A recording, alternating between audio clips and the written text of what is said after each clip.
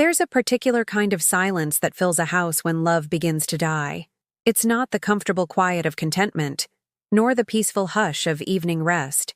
It's the heavy, suffocating silence that settles between two people who once shared everything, but now can barely look at each other without resentment clouding the air. I know this silence intimately. It lives in the spaces between my daughter's words, in the way she sets my medication down just a little too hard on the nightstand, in how she turns away when I try to catch her eye during our forced conversations about doctor appointments and grocery lists. My name is Eleanor, and at 55, I never imagined I'd be lying in this bed, tethered to an oxygen tank, watching my only child, the person I gave everything for, slowly transform into a stranger who sees my continued existence as nothing more than an inconvenience. The irony isn't lost on me. For 31 years, I was the mother who sacrificed sleep to rock her through nightmares, who worked double shifts to pay for her college, who postponed my own dreams so hers could flourish. When David, my husband, was dying of cancer 6 years ago, I held our family together with sheer willpower and endless cups of coffee. I was the strong one. I was the provider. I was everything she needed me to be. But chronic illness has a way of rewriting the rules of family dynamics. What started as bronchitis 18 months ago evolved into something more complex, more permanent. The doctors use terms like chronic respiratory condition and oxygen dependency. But what they really mean is that I'm no longer the woman who could move mountains for her daughter. I'm the woman who needs help opening jars and gets winded walking to the mailbox. The change in Ava was gradual at first. She moved back home after her divorce. A blessing, I thought. A chance for us to grow closer during difficult times.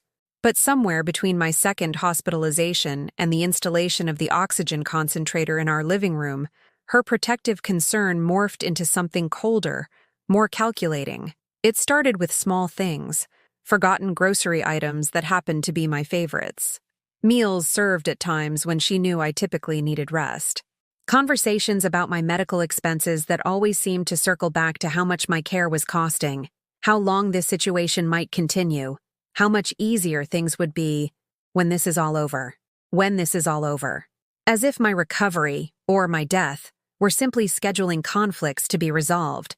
If you enjoy stories about human resilience and family bonds, please subscribe to our channel. We're working toward 1,000 subscribers, and your support means everything to us. Comment below and let us know what city you're watching from. The morning everything changed. I was sitting in my favorite chair by the window, watching the neighbors' grandchildren play in their backyard. The oxygen cannula felt particularly heavy in my nose, and the concentrator hummed its mechanical rhythm in the background, the soundtrack of my diminished life. Ava emerged from the kitchen carrying a tray, and for a moment, my heart lifted with hope. She'd made soup, tomato basil, my favorite, and arranged it with care on my grandmother's china. The same bowls we'd used for special occasions when she was little, when every meal felt like a celebration of our small but complete family. "I thought you might be hungry," she said, setting the tray down with unusual gentleness. Her voice carried a softness I hadn't heard in months, and I felt tears prick my eyes at this unexpected kindness. "Thank you, sweetheart," I whispered, reaching for her hand. "This looks wonderful." She allowed the contact for exactly 3 seconds before pulling away, but she didn't leave immediately. Instead, she knelt beside my chair, her face level with mine, her expression unreadable.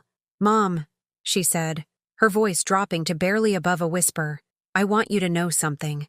I leaned forward slightly, straining to hear her words over the constant hum of medical equipment that had become the background noise of our lives. "Soon you won't feel anything." The words hit me like cold water, but not in the way she might have intended. They weren't spoken with the gentle reassurance of someone promising pain relief or peaceful rest. There was something else in her tone, something that made my blood freeze in my veins. I searched her face for clarification, for some sign that I'd misunderstood, that my oxygen-deprived brain had somehow twisted innocent words into something sinister, but her eyes held no warmth, no concern, no love. They held the calculating patience of someone waiting for a problem to solve itself. "What do you mean?" I asked, my voice barely audible even to myself. She stood up slowly, smoothing her skirt with movements that seemed rehearsed, practiced. "Just eat your soup, Mom, while it's still warm." And then she left me alone with the bowl, with the growing certainty that something fundamental had shifted in our relationship, something that couldn't be blamed on stress or grief or the accumulated exhaustion of caring for a chronically ill parent. I stared at the soup for a long time, steam rising from its surface like incense at a funeral. The ceramic felt warm in my hands, comforting in its familiarity, but Ava's words echoed in my mind with increasing dread. Soon you won't feel anything. Was it possible that my own daughter, the baby I'd nursed through countless illnesses, the child I'd defended against playground bullies and teenage heartbreak, the woman I'd supported through her divorce and career struggles, was now viewing my life as something to be concluded rather than preserved? The soup tasted fine, but I found myself analyzing every spoonful, wondering if a mother's paranoia could make ordinary food seem suspicious, if chronic illness had made me so dependent that I was imagining threats where only impatience existed. But deep in my chest, beneath the labored breathing and mechanical assistance of modern medicine, my heart knew the truth. Something had changed in my daughter's eyes, and it wasn't grief or frustration or the normal strain of caregiving. It was something much more dangerous. It was the look of someone who had already started imagining their life without me in it. The days following that unsettling soup incident felt like living in a house with someone who was performing the role of a daughter, rather than being one. Ava's movements around our home became mechanical, efficient, stripped of the unconscious intimacy that exists between people who truly care for each other. She would bring me meals at precise intervals, check my oxygen levels with clinical detachment, and respond to my attempts at conversation with the polite disinterest reserved for strangers. But it was the way she looked at me when she thought I wasn't paying attention that made my skin crawl with recognition of something I'd hoped never to see in my child's eyes. It was the look of someone calculating value versus burden. 3 days after the soup comment, she brought me my morning medications arranged on a small silver tray, pills that had become as essential to my daily routine as breathing itself, heart medication, respiratory treatments, blood thinners, vitamins that were supposed to help combat the exhaustion that had become my constant companion. "Here's your medicine," she announced, setting the tray down with a sharpness that made the pills rattle against the metal surface. Same as always. But it wasn't the same. Among the familiar shapes and colors, I noticed something different. A small white pill I didn't recognize mixed in with the others. When I looked up to ask about it, she was already turning away, her body language radiating impatience. "Ava, what's this one?" I held up the unfamiliar pill, trying to keep my voice light, conversational. She paused at the doorway without turning around. "The doctor added it last week. For your anxiety. You've been so agitated lately." Anxiety medication. I'd never been prescribed anxiety medication. My last doctor's appointment had been over 3 weeks ago, and I distinctly remembered Dr. Reynolds saying my current regimen was working well and shouldn't be changed, unless my symptoms worsened significantly. I don't remember Dr. Reynolds mentioning mother. The way she said the word made it sound like an insult. "You forget things. The oxygen affects your memory. Just take your medicine." And there it was. The dismissal of my mental capacity that had been growing stronger with each passing week. Every time I questioned something, every time I expressed confusion or concern, she attributed it to my illness, to oxygen deprivation, to the natural deterioration that comes with chronic disease. But my memory was fine, crystal clear, in fact, clear enough to remember that she'd never called me mother before my illness. Clear enough to recall that she used to seek my advice on everything from work decisions to relationship problems. Clear enough to know that the woman standing in my doorway bore little resemblance to the daughter who used to curl up next to me on Sunday mornings, sharing coffee and dreams about the future. After she left for work that day, I did something I hadn't done in months. I called Dr. Reynolds' office directly. "Hello, this is Eleanor Watson. I'm calling to confirm a prescription change that was supposedly made last week." The nurse's voice was warm, familiar. "Of course, Mrs. Watson. Let me pull up your chart. I don't see any prescription changes since your last visit on the 15th. What medication are you asking about?" My hand shook as I described the small white pill. The nurse confirmed what I already knew in my heart. No new medications had been prescribed, no anxiety treatment had been recommended, and Dr. Reynolds had specifically noted that my current treatment plan was stable and effective. I hung up the phone and sat in the growing afternoon shadows, staring at the pill bottle Ava had left on my nightstand. The label was handwritten, not the usual printed prescription label from our pharmacy. The handwriting was Ava's. That evening, she returned from work carrying takeout Chinese food, another deviation from our usual routine. Normally, she cooked simple meals that we'd share while watching the evening news, one of the few remaining rituals that still felt somewhat normal in our fractured relationship. "I thought we'd try something different tonight," she said, unpacking containers of food I knew I couldn't eat. The MSG and sodium content would interact badly with my heart medication, something she knew perfectly well. "Ava, you know I can't have Chinese food with my prescriptions." She paused, chopsticks halfway to her mouth, and gave me a look of exaggerated concern. "Oh, right, I forgot." But her eyes held no apology, no genuine regret. "I guess I'll just have to eat alone then. Again." The emphasis on "again" was deliberate, designed to make me feel guilty for the dietary restrictions that weren't my choice, for the medical needs that had supposedly become the center of our household, disrupting her freedom and social life. But I was beginning to understand that Ava's resentment ran deeper than inconvenience or lifestyle changes. It was more fundamental, more chilling in its calculation. She wasn't just tired of caring for me. She was actively resenting my continued existence. The next morning brought a visit from her friend Jessica, someone I'd known since Ava was in high school. Jessica had always been polite but distant, the kind of friend who smiled without warmth and offered compliments that felt more like social obligation than genuine sentiment. I overheard them talking in the kitchen while I pretended to nap in my chair. Their voices carried through the thin walls of our older home, and what I heard made my blood run cold. "How much longer do you think?" Jessica's voice trailed off delicately. "Not much longer," Ava replied with clinical detachment. "The doctor says people with her condition usually decline pretty quickly once they're on oxygen full-time. Months, maybe a year at most. And then you'll finally be free to live your own life." "Exactly. I can sell this house, move somewhere with better opportunities, start fresh without having to worry about—" She paused, and I heard the sound of cabinet doors opening and closing. "Without having to worry about taking care of someone else's problems." Someone else's problems. That's what I'd become to my daughter. Not a person with an illness, but a collection of problems to be managed until they resolved themselves through my death. "Have you thought about speeding things along?" Jessica's voice dropped to barely above a whisper. "I mean, she's already suffering. It would almost be merciful." The silence that followed was more terrifying than any response could have been. Because silence, in this context, wasn't rejection of a horrible suggestion, it was consideration. When I heard their footsteps approaching the living room, I closed my eyes and regulated my breathing to mimic sleep. Through my eyelashes, I watched Ava stand over my chair, studying my face with the intensity of someone evaluating a problem that needed solving. Later that afternoon, after Jessica had left and the house settled back into its oppressive quiet, I realized with crystalline clarity that I was no longer safe in my own home. The daughter I'd raised with infinite love and sacrifice was now viewing my life as an obstacle to overcome rather than a presence to cherish. But I also realized something else, something that gave me a small spark of hope in the growing darkness of my situation.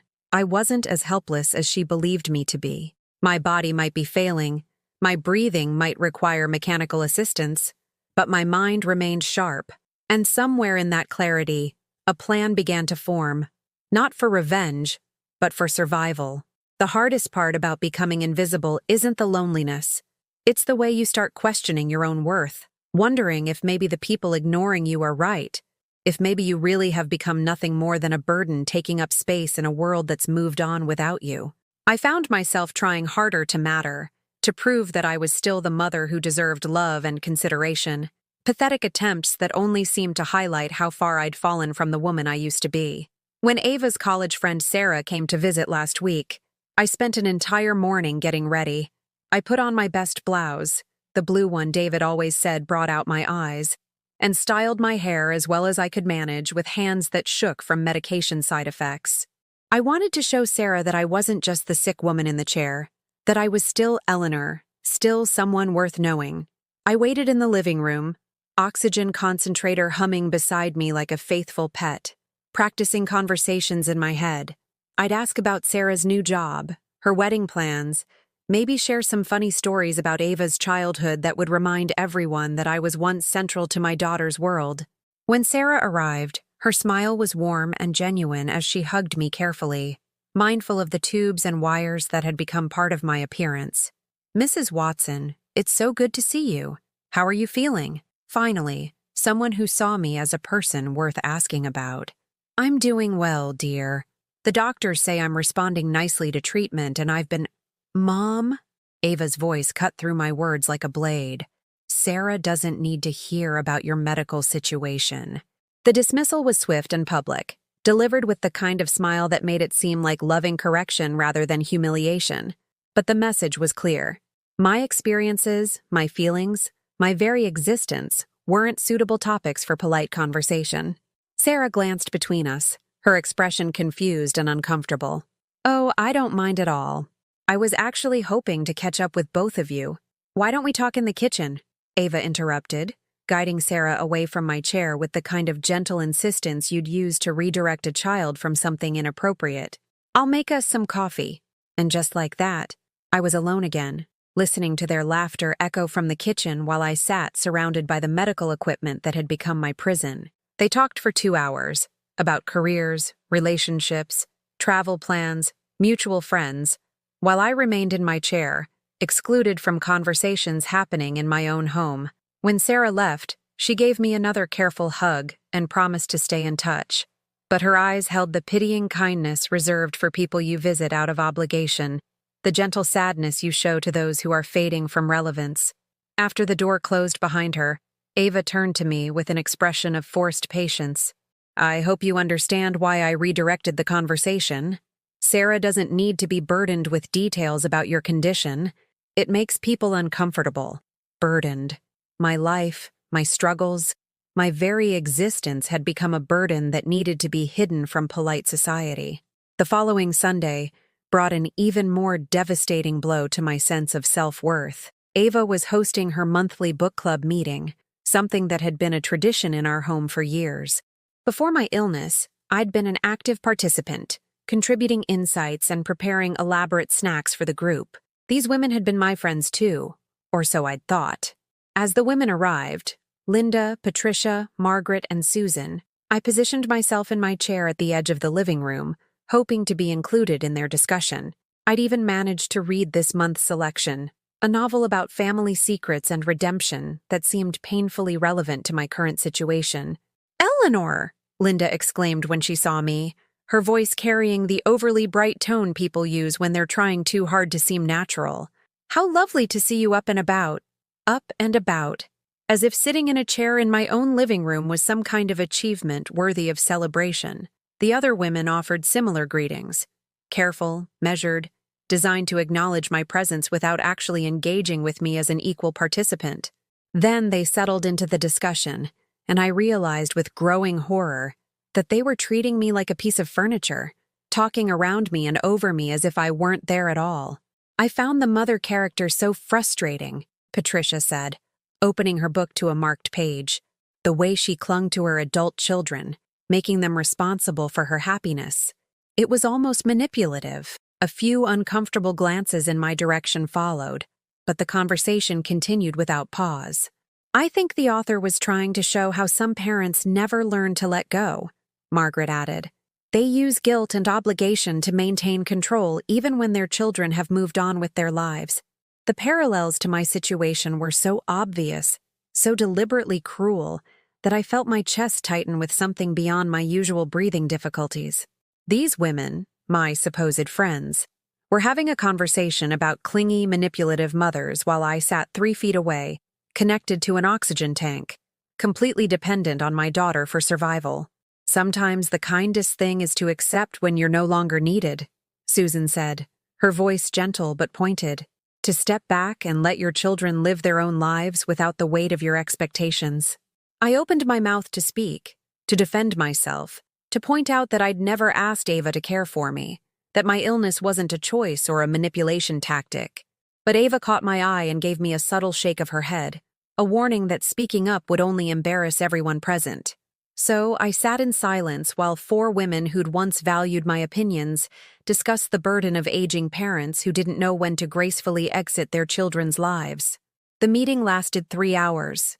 3 hours of listening to thinly veiled commentary about my relationship with Ava, about the selfishness of parents who require care, about the nobility of children who sacrifice their own happiness to tend to demanding, difficult mothers. When the last guest left, Ava turned to me with an expression of weary disappointment. "I hope you weren't planning to interrupt their discussion. These women have busy lives and they come here to escape their responsibilities, not to be reminded of them. Their responsibilities. As if my presence was a reminder of burdens they feared inheriting from their own aging parents." That night, alone in my bedroom with only the mechanical rhythm of the oxygen concentrator for company, I stared at myself in the mirror across from my bed.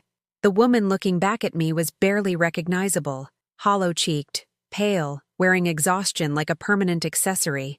But it wasn't the physical changes that shocked me most. It was the defeat in my eyes, the acceptance of my own invisibility that had crept in so gradually I hadn't noticed its arrival. When had I stopped fighting for my place in conversations? When had I begun apologizing for taking up space in my own home? When had I started believing that my thoughts, feelings, and experiences were burdens rather than contributions? Ava had been systematically erasing me from my own life, making me smaller and quieter and less significant with each passing day. She'd turned my illness into evidence of my inadequacy, my need for care into proof of my selfishness. But lying there in the darkness, listening to the house settle around me, I felt something shift inside my chest, something that had nothing to do with my breathing difficulties. It was anger, clean, pure, justified anger at being made to feel ashamed of my own existence. And with that anger came a startling realization. I might be sick, but I wasn't dead yet. I might be dependent on oxygen, but my mind remained sharp enough to recognize emotional abuse when I experienced it. Most importantly, I might be trapped in this house with a daughter who saw me as a problem to be solved, but I still had choices to make about how this story would end. The woman in the mirror smiled back at me for the first time in months, and she didn't look defeated anymore. She looked determined. There comes a moment in every person's darkest hour when the weight of despair becomes so heavy that fighting feels pointless. When the voice inside your head that usually whispers, "Keep going," finally falls silent. For me, that moment came on a Tuesday morning when I discovered that Ava had been preparing for my death in ways I never could have imagined. I'd been having a particularly difficult night, the kind where every breath felt like a conscious effort, and sleep came in fragments between coughing fits that left my throat raw and my chest aching. By dawn, I was exhausted but unable to rest, so I made my way slowly to the kitchen for the herbal tea that sometimes helped settle my breathing. That's when I saw the papers spread across our dining room table, documents that Ava had apparently been working on after I'd gone to bed. Insurance forms, funeral home brochures, bank statements, and property valuations, all arranged with the methodical precision of someone planning a major life transition. At the center of it all was a life insurance policy I didn't remember signing, with a payout amount that made my hands shake for reasons that had nothing to do with medication side effects. $250,000, payable to my sole beneficiary, Ava Margaret Watson, my loving daughter. Beside the insurance paperwork was a handwritten list in Ava's neat script.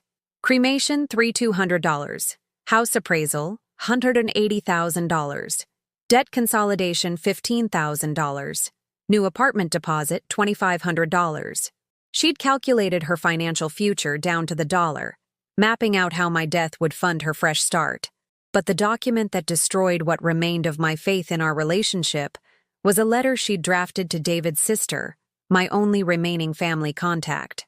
In careful, sympathetic language, Ava had written about my rapid decline and increasing confusion, describing symptoms I didn't have and episodes that had never occurred. She painted a picture of a woman losing her mental capacity, becoming increasingly difficult and irrational as her illness progressed. The letter went on to explain how Ava had been forced to take complete control of my medical decisions due to my inability to make sound judgments about my care. It was a masterpiece of manipulation, designed to ensure that if anyone questioned the circumstances of my death, they would attribute it to the natural progression of a woman who'd simply given up fighting. I stood there in my nightgown, oxygen tank wheeling beside me, reading about my own mental deterioration in my daughter's handwriting. According to her narrative, I was already more dead than alive, a confused, dependent shell of my former self who would be better off at peace. The worst part wasn't the lies she'd written about me. It was how carefully she'd constructed a story that would make my death seem like a mercy, a release from suffering that had become unbearable. She wasn't planning to kill me out of hatred or greed. She was positioning herself as a devoted daughter, making the difficult but compassionate choice to help her mother's suffering end. I heard her footsteps on the stairs and quickly made my way back to my bedroom, my heart pounding so hard I was afraid the sound might give away my discovery. She appeared in my doorway a few minutes later, carrying my morning medications on the silver tray that had become a daily symbol of my dependence. "Good morning, Mother," she said, her voice carrying that false warmth she'd perfected over recent months. "How did you sleep?" I stared at her face, searching for any trace of the child I'd raised, the young woman who used to call me when she had nightmares, who'd cried in my arms when her marriage ended, who'd once told me I was her best friend and biggest inspiration. All I saw was a stranger wearing my daughter's features, someone who'd learned to mimic love so perfectly that even I had been fooled until recently. "I had some strange dreams," I said carefully, testing whether she'd show any reaction to the mention of confusion or disorientation. Her eyes sharpened with interest. "Oh? What kind of dreams?" "I dreamed that someone who loved me was planning something terrible, but it was just a dream, wasn't it?" She smiled, the patient, condescending smile of someone dealing with a mentally compromised patient.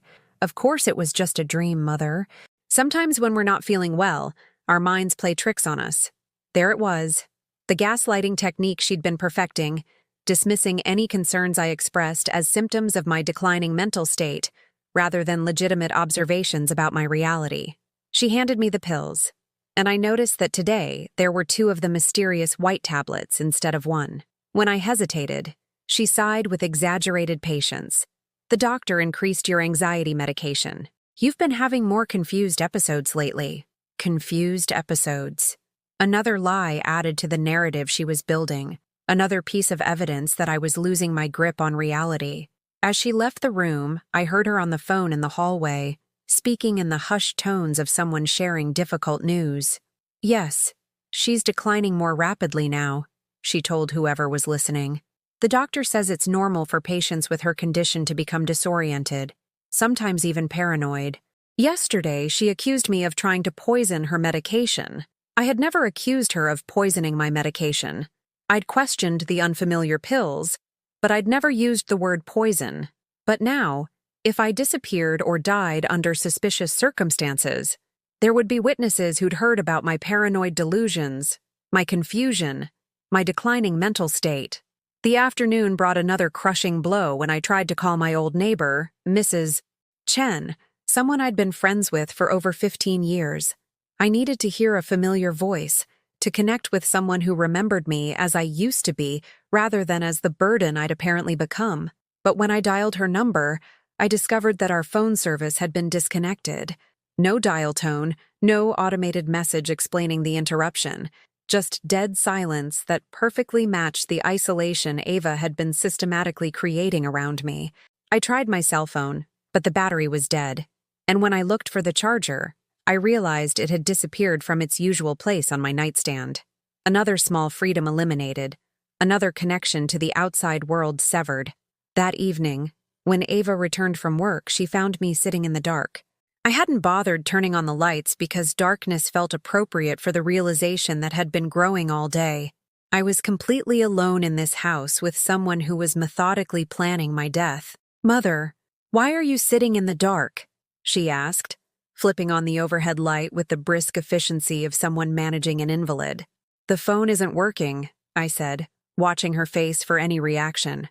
"Oh, I meant to tell you. I had the landline disconnected. We're not using it enough to justify the expense, and you have your cell phone if there's an emergency." My cell phone that she knew was dead, with a charger that had mysteriously disappeared. "I think I lost my charger," I said, still testing whether she'd offer to help me find it or replace it. I'll pick up a new one when I have time, she said dismissively. In the meantime, try not to worry about staying in touch with people. You need to focus on resting and getting better. Getting better. We both knew I wasn't getting better. My condition was manageable but not curable, treatable but not reversible. I would need oxygen support and careful medication monitoring for the rest of my life, however long that might be. But as I sat in that bright room, looking at my daughter arranging my evening pills with the precision of a pharmacist, I realized something that gave me the first spark of hope I'd felt in weeks. Ava had made a crucial mistake in her careful planning. She'd assumed that chronic illness had made me weak and helpless, that my dependence on medical equipment meant I'd lost the intelligence and determination that had carried me through 55 years of life's challenges. She'd forgotten that the woman who'd single-handedly managed our household during David's illness, who'd worked 2 jobs to support our family, who'd fought insurance companies and medical bureaucracies to get the care we needed, that woman was still here, still thinking, still capable of planning her own survival. I might be trapped in this house, isolated from help, dependent on someone who wanted me dead, but I still had something Ava hadn't anticipated. I still had time, and I still had my mind.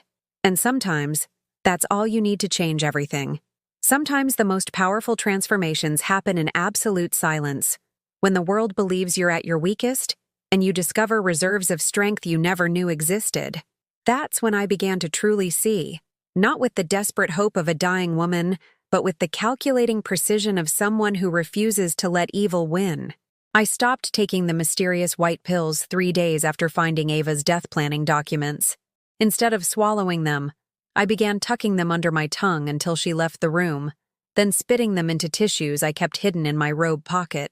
Within 48 hours, the fog that had been clouding my thoughts for weeks began to lift, and I realized those weren't anxiety medications at all. They were sedatives. Heavy ones, designed to keep me docile and confused while she executed whatever final plan she'd been developing. With my mind clearing, I started paying attention to details I'd been too drugged to notice before. The way Ava checked my pulse each morning with the efficiency of a nurse monitoring a terminal patient. How she'd started timing my bathroom visits, expressing concerned comments about my weakening when I took longer than usual. The new habit of speaking about me in past tense when she thought I couldn't hear. My mother was such a strong woman, instead of, my mother is strong. But most tellingly, I noticed how she'd begun treating our house like her own personal property rather than our shared home. She rearranged furniture to suit her preferences, threw away belongings of mine without asking, and started referring to my house and my kitchen in conversations with friends who called. The woman was already living as though I were dead. My late husband David had always said that the best defense against people who underestimate you is to let them continue believing you're harmless while you gather the evidence you need to protect yourself. He'd learned that lesson during his years as an insurance investigator, dealing with people who thought they could manipulate the system through deception and false claims. So I became David's student, observing Ava with the detached focus of someone building a case, rather than mourning a relationship. I started pretending to sleep during her phone conversations, learning who she'd been talking to and what promises she'd made about her future once I was no longer a factor. I discovered she'd already applied for jobs in other states, using our house as collateral for a business loan she planned to pursue once the property became hers free and clear. More damning, she'd been researching my medical condition online, not to better understand how to help me, but to learn about typical progression patterns and average survival times for people with my diagnosis. Her browser history, which she'd carelessly left open on the laptop she sometimes used in the living room, revealed searches for respiratory failure timeline and signs of natural death in chronic patients. She wasn't just waiting for me to die. She was studying how to make my death look natural and expected. But Ava had made a crucial error in her research. She'd focused so intently on the medical aspects of my condition that she'd overlooked the legal and social elements that could expose her plans. She didn't realize that Dr. Reynolds had been documenting my stable condition in detailed medical records, noting my clear mental state and positive response to current treatments. She also hadn't considered that Mrs. Chen, my elderly neighbor, had been watching our house with the sharp attention of someone who'd lived through enough family tragedies to recognize the warning signs of elder abuse. I discovered this by accident when I managed to catch Mrs. Chen's attention through my bedroom window one afternoon while Ava was at work. Using hand gestures and mouthed words, I communicated that I needed help, that something was wrong, that I wasn't safe. Mrs. Chen's response was immediate and brilliant. Instead of calling the police directly, which might have alerted Ava and accelerated whatever timeline she was following, she began documenting everything she observed about our household routine. Times when Ava came and went, visitors who arrived, sounds that carried from our house to hers. More importantly, she started making subtle contact with me through methods Ava couldn't monitor or control. A wave from her garden when she saw me at the window. Specific flowers placed in view of my bedroom that spelled out messages in a code we developed over several days of careful observation. White flowers meant, "Are you okay?" Red flowers meant, "Do you need immediate help?" Yellow flowers meant, "I'm watching and I see everything." Through this system, I was able to communicate that I wasn't okay, that I needed help, but that immediate intervention might make things worse. Mrs. Chen understood exactly what I meant, because she'd lived long enough to know that family abuse often escalates when the abuser feels cornered or exposed. Instead, she began building her own evidence file, photos of my window taken at times when I should have been receiving care, but appeared to be left alone. Audio recordings of arguments and conversations that carried from our house to hers. Documentation of the changes in my appearance and behavior that an outside observer would notice, even if I was too close to the situation to recognize them myself. Most crucially, she started calling Dr. Reynolds' office with concerns about my welfare, creating an official record of someone outside our household expressing worry about my care and safety. Meanwhile, I was conducting my own investigation using resources Ava didn't know I still possessed. My old jewelry box contained the emergency credit card I'd hidden years ago, something David had insisted on as protection against financial emergencies. The account was in my name only, with statements sent to a P.O. box I'd maintained for decades, without ever telling Ava about its existence. Using that card, I was able to arrange for services Ava knew nothing about. A medical alert device that I wore hidden under my clothing, with a panic button that would bring emergency responders within minutes. A digital recorder smaller than a matchbook that I tucked into my robe pocket, documenting conversations and comments that would prove her intentions if anything happened to me. Most importantly, I arranged for legal consultation through a service that specialized in elder abuse cases. The attorney, Maria Santos, agreed to meet with me during hours when Ava was at work, entering through Mrs. Chen's house and coming through our shared garden gate to avoid being seen by anyone who might report back to my daughter. Maria's assessment of my situation was both validating and terrifying. Based on the evidence I'd gathered and the patterns of behavior I described, she confirmed that I was in immediate danger of what she called inheritance acceleration, family members hastening an elderly relative's death to gain access to financial benefits. But she also explained that proving such intentions legally required either direct evidence of attempted harm or documented threats made by the perpetrator. Suspicious behavior and circumstantial evidence weren't enough to ensure my protection, especially when the person threatening me was my own daughter and legal next of kin. "We need her to show her true intentions clearly," Maria explained during our second secret meeting, "either through recorded admission of her plans or by catching her in the act of trying to harm you." The thought of deliberately putting myself in danger to gather evidence made my blood run cold. But Maria helped me understand that I was already in mortal danger, living with someone who viewed my continued existence as an obstacle to her financial freedom. The difference was that now I had allies, documentation, and a plan that could save my life. As I sat in my chair that evening, watching Ava prepare my dinner with the mechanical precision of someone going through familiar motions, I realized that the frightened, confused woman she thought she was manipulating had been replaced by someone much more dangerous to her plans. I wasn't just a victim anymore. I had become her adversary, and she didn't even know the game had changed. It wasn't revenge I was after. It was justice.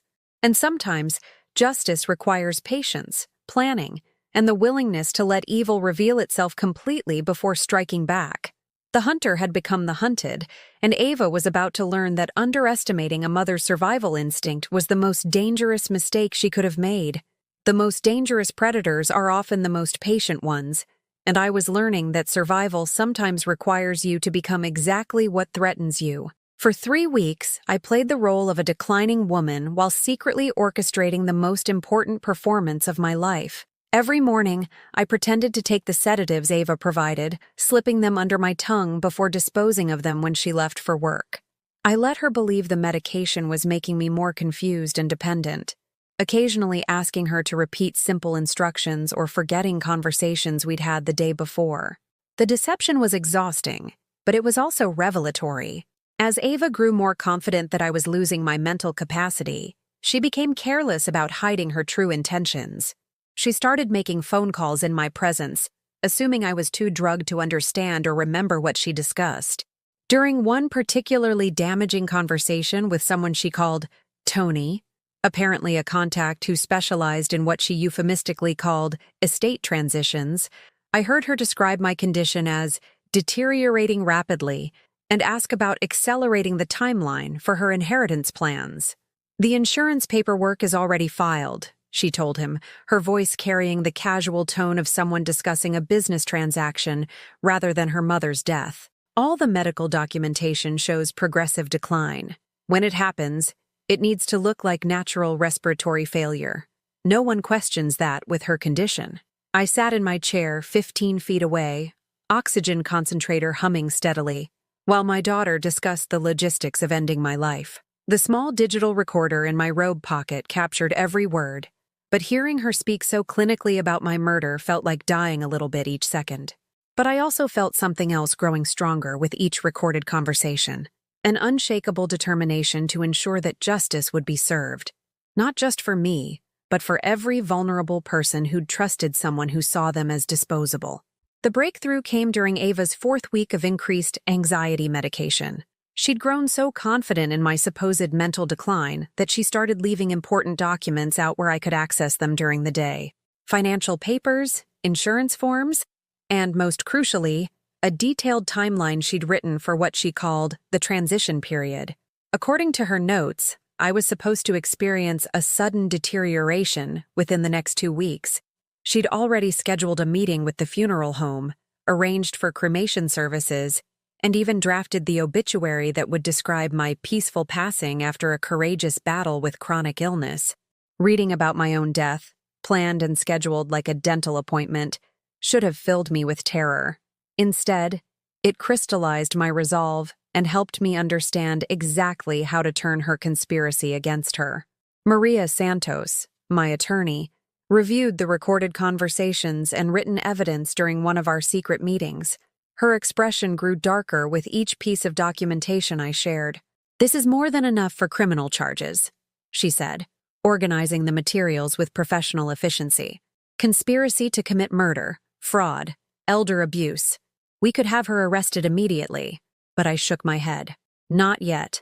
If we move too soon, she'll claim I'm having paranoid delusions, that the recordings are taken out of context, that she was just discussing hypothetical scenarios out of grief and stress." Maria nodded with understanding.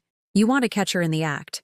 I want her to reveal her intentions so clearly that no one can doubt what she planned to do." Together, we developed a strategy that would give Ava exactly what she thought she wanted, while ensuring that her actions would be witnessed and documented by authorities who could intervene before any real harm came to me. The plan required precise timing and considerable personal risk, but it also offered something I desperately needed: the chance to face my would-be killer with dignity intact and justice on my side. Mrs. Chen's role became crucial during this planning phase. Her house provided the perfect surveillance position to monitor our property, and her decades of community involvement meant she had connections with local police who trusted her judgment and would respond immediately to her concerns. More importantly, she'd been documenting Ava's behavior patterns with the thoroughness of a professional investigator. She knew exactly when Ava left for work, how long she typically stayed away, who visited our house and when, even which neighbors Ava had been cultivating relationships with in preparation for her eventual role as the grieving daughter. That girl's been laying groundwork for months, Mrs. Chen told me during one of our garden gate conversations. She's told half the neighborhood about your declining mental state and how worried she is about your paranoid episodes. She's been building a reputation as the devoted daughter struggling to care for a difficult mother. This information was actually helpful rather than discouraging, because it revealed the scope of Ava's deception. She hadn't just been planning my death, she'd been constructing an entire narrative that would protect her from suspicion afterward. The more elaborate her preparations, the more evidence we had of premeditation. Dr. Reynolds proved to be another unexpected ally when Maria arranged for him to review my recent medical records, alongside recordings of Ava's claims about my condition. His professional assessment was unequivocal. Not only was my mental state completely normal for someone with my diagnosis, but my physical condition had actually improved slightly over recent months. Mrs. Watson is responding well to treatment, he documented in an official medical opinion that Maria requested. Her cognitive function is entirely normal, her respiratory condition is stable, and with proper care, her prognosis for continued quality of life is quite positive. This professional contradiction of Ava's claims about my decline would be crucial evidence if she tried to justify her actions as mercy-killing or claimed I was too confused to accurately report her behavior. The final piece of preparation involved something I'd never thought I'd need to do: writing my own will with provisions that would ensure Ava received nothing from my death while still appearing to trust her completely. Working with Maria, I created a document that left everything to a charitable foundation dedicated to elder abuse prevention, with Ava designated only as the executor responsible for carrying out these wishes. If she killed me expecting to inherit my assets, she would discover too late that my death would actually cost her everything, while funding organizations dedicated to protecting people like me. But the will also contained a crucial provision that would only be activated if I died under suspicious circumstances: a complete investigation fund that would ensure law enforcement had unlimited resources to examine every aspect of my death and Ava's role in it. As these final preparations fell into place, I found myself experiencing an unexpected sense of peace, not the resigned acceptance of someone ready to die, but the calm confidence of someone who'd taken every possible step to ensure that justice would prevail regardless of what happened next. Ava noticed the change in my demeanor during my supposed final week. "You seem different, Mother," she said one evening, studying my face with the intensity of someone trying to solve a puzzle. "More settled." I smiled at her with genuine serenity for the first time in months. "I think I'm finally ready to let go of my worries and trust that everything will work out exactly as it should." She interpreted this as acceptance of my approaching death, satisfaction that her manipulations had finally broken my will to fight. What she didn't understand was that I'd never felt stronger or more prepared for battle in my entire life. The game was about to begin, and for the first time since this nightmare started, I held all the winning cards. The morning I'd been preparing for arrived with deceptive normalcy: sunlight streaming through my bedroom window, birds singing in Mrs. Chen's garden, the familiar hum of my oxygen concentrator marking steady time like a mechanical heartbeat. But today was different. Today, Ava believed, would be my last. She brought my breakfast tray with unusual ceremony, including fresh flowers in a small vase and my favorite china cup for tea. The gesture might have seemed touching to an observer, but I recognized it for what it truly was: the final performance in her months-long charade of being a devoted daughter. "I thought we should make today special," she said, arranging the flowers with careful attention to their positioning.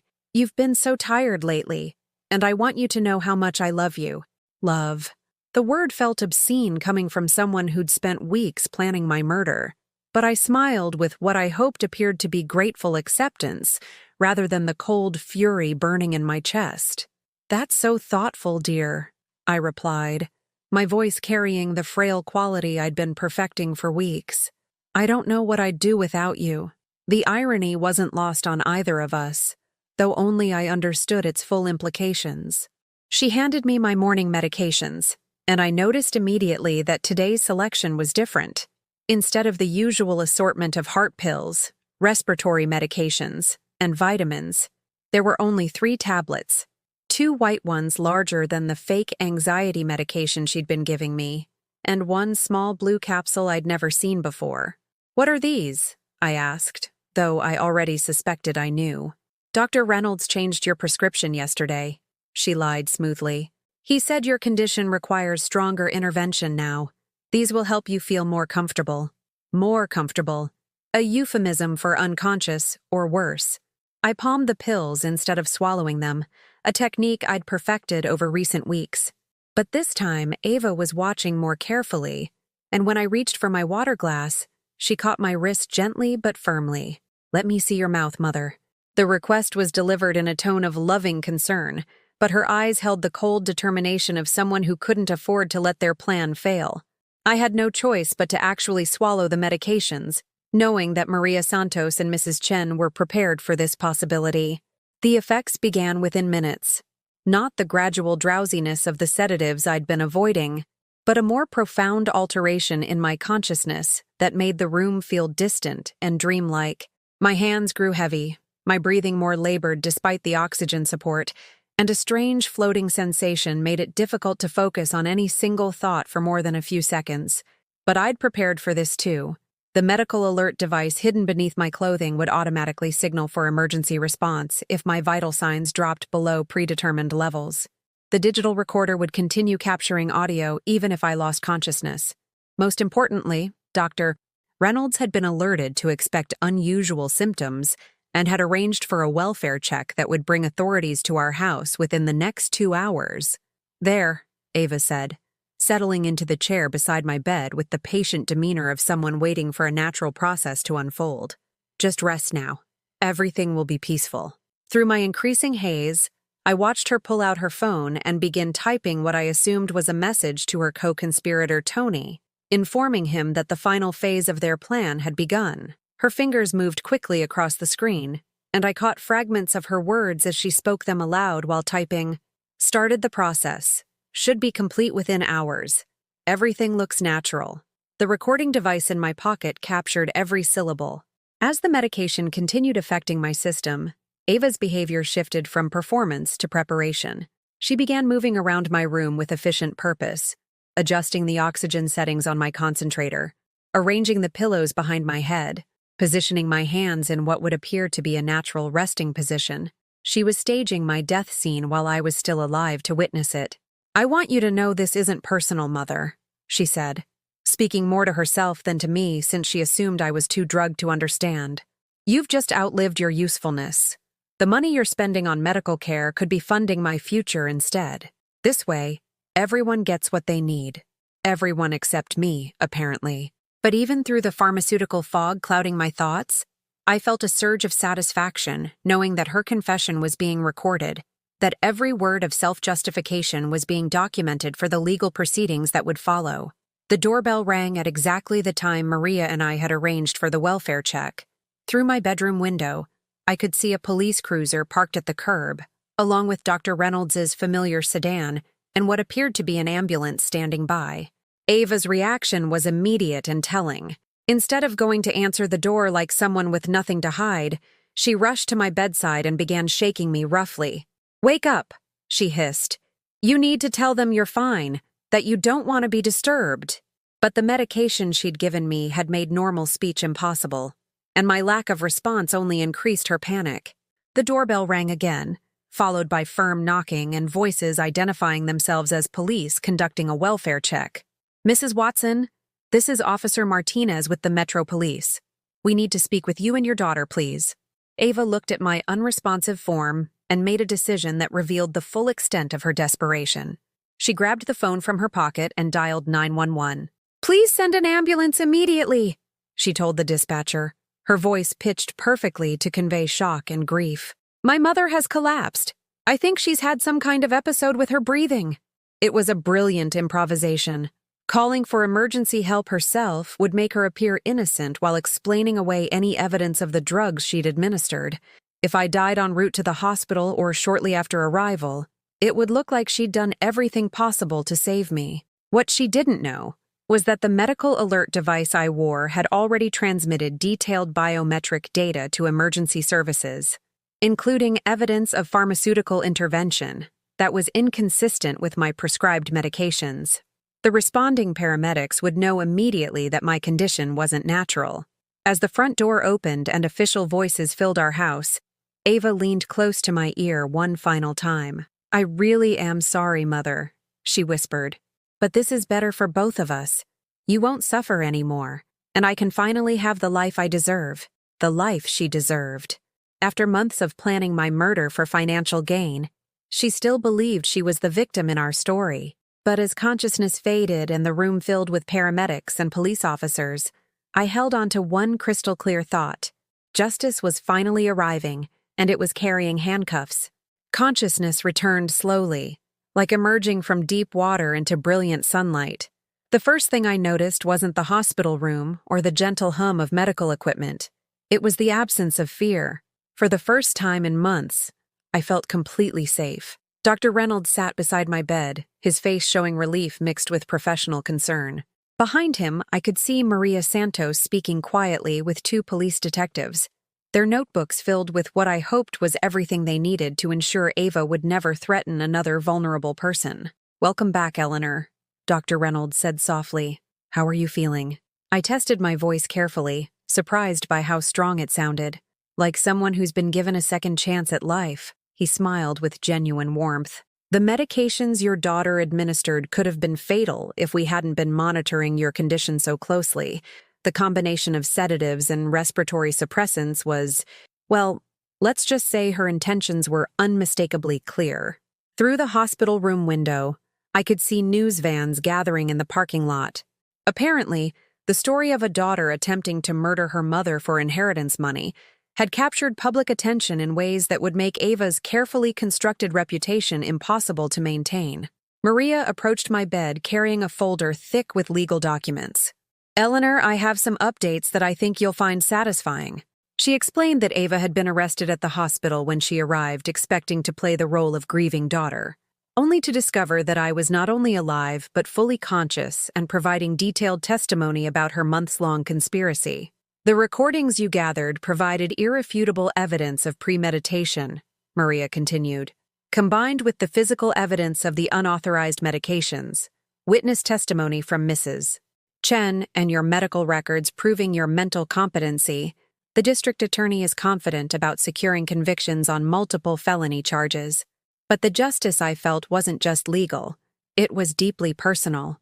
For months, Ava had made me feel like a burden, a problem to be solved, a life that had lost its value. Now, surrounded by people who'd worked tirelessly to protect me, I understood with crystal clarity that my life had tremendous worth, not just to myself, but to everyone who believed vulnerable people deserved protection and dignity. Mrs. Chen appeared in the doorway carrying flowers from her garden, real ones this time, not the coded messages we'd used during my captivity. Her eyes were bright with tears of relief and something that looked remarkably like pride. "I always knew there was fight left in you," she said, arranging the flowers where I could see them easily.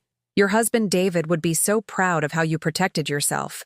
The mention of David brought unexpected comfort rather than grief. He'd taught me that sometimes survival requires patience and strategy rather than immediate confrontation, that the best victories come from allowing your opponents to defeat themselves through their own overconfidence. Ava had certainly done that. In her arrogance, she'd documented her own criminal conspiracy so thoroughly that defending her actions would be impossible. The timeline she'd written, the recorded conversations, the insurance fraud, the systematic isolation, every element of her plan had become evidence against her.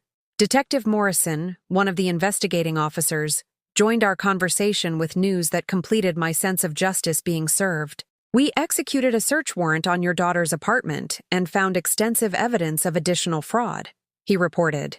She'd already started liquidating assets she expected to inherit, had forged documents claiming power of attorney over your finances, and had been in contact with several individuals who specialize in what they call inheritance acceleration services. Inheritance acceleration. Even the criminals had euphemisms for elder murder. "But here's what I think you'll find most interesting," Detective Morrison continued. "She'd been planning this for over 8 months, long before your health declined significantly. This wasn't a desperate response to caregiving stress. It was a calculated financial crime that required extensive preparation and coordination with others. The revelation that Ava's cruelty had been premeditated rather than reactive removed any lingering doubt about my decision to fight back. She hadn't been overwhelmed by my care needs. She'd been viewing my life as an investment problem that death would solve profitably. Maria had more news that brought deep satisfaction to my sense of justice. The will we prepared has been filed with the court. Since Ava has been charged with attempting to murder you for financial gain, she's legally disqualified from inheriting anything from your estate. Everything will go to the Elder Abuse Prevention Foundation as we planned. But beyond the legal consequences, I'd gained something far more valuable than protected assets. Proof that fighting back against cruelty, even when you feel powerless, can change everything. The nurses treating me mentioned that my story had inspired other families to have difficult conversations about elder care, about the importance of multiple advocates for vulnerable people, about recognizing warning signs of financial abuse before it escalates to physical danger. 3 days later, when I was strong enough to leave the hospital, I had choices I never expected to have again. Mrs. Chen had offered me her guest room for as long as I needed it. Dr. Reynolds had connected me with support services that would help me maintain independence safely. Maria was working on recovering the assets Ava had stolen and ensuring I'd have resources for whatever future I chose to build. Most importantly, I had my dignity back. The woman who'd been made to feel invisible and burdensome had proven herself capable of strategic thinking, careful planning, and courageous action when everything depended on it. On my last evening in the hospital, I received an unexpected visitor. Sarah, Ava's college friend, who'd witnessed some of my humiliation during the book club meeting, stood hesitantly in my doorway with flowers and what appeared to be a prepared speech. "Mrs. Watson, I owe you an enormous apology," she began. "I had no idea what Ava was really doing to you, but I should have seen the signs. The way she talked about you, the way she dismissed your concerns. I should have known something was wrong." I smiled at her with genuine forgiveness. "Sometimes evil hides behind familiar faces, dear. The important thing is that justice prevailed before it was too late." As Sarah left, I reflected on how this experience had changed my understanding of strength and vulnerability. Being dependent on medical equipment didn't make me weak. It made me someone who'd learned to fight with different weapons. Needing help didn't diminish my worth. It connected me with people whose compassion made them heroes in disguise.